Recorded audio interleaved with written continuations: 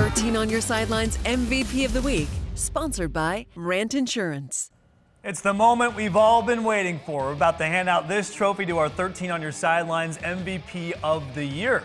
But first, let's reintroduce you to the nominees.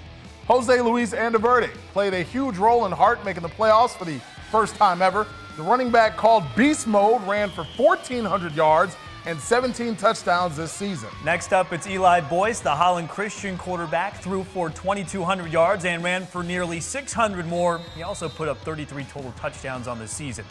Heading up to Muskegon, where Reefs Puffer running back Brody Johnson had quite a season. He ran for 1,400 rushing yards and 22 touchdowns on the year. Also in Muskegon County, we've been calling this guy's name for a few years now. Whitehall quarterback Kyle Stratton put together another monster season with 1,700 passing yards, nearly 800 rushing yards, and 39 total touchdowns. Returning to the Metro Grand Rapids area, where Granville running back Jaden Terry has been a sophomore sensation. Tank has rushed for 1,700 yards, caught 146 yards, also has 25 touchdowns.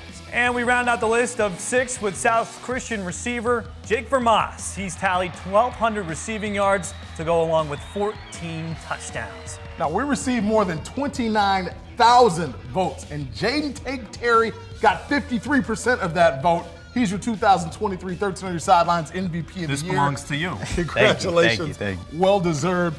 Obviously not the way the season ended for the team, but for you personally, how do you account for all the yards you had? How do you sum up the season that you had individually?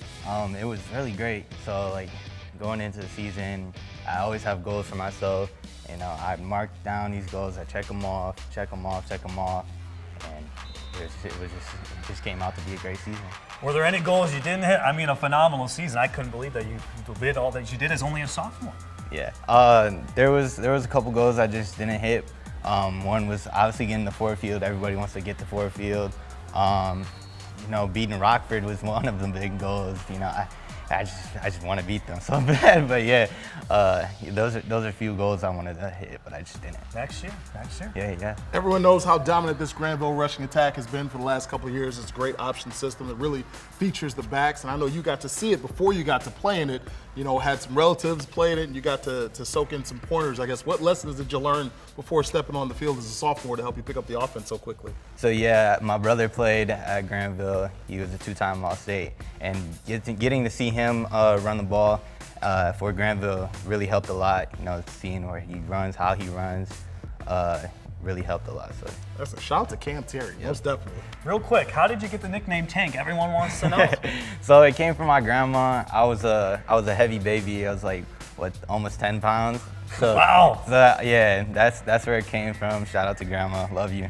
All right, why don't you introduce some of the teammates you brought with you tonight? Yeah, so we got I got my big lineman right here, Jay Weiss. I got Garrett, tight end, and then I got Braylon Haney. Awesome. Congratulations on the MVP. Thank you. Awesome. Thank you very much for joining us on 13 on Your Sidelines. Make sure you have a great night and a better weekend, everyone.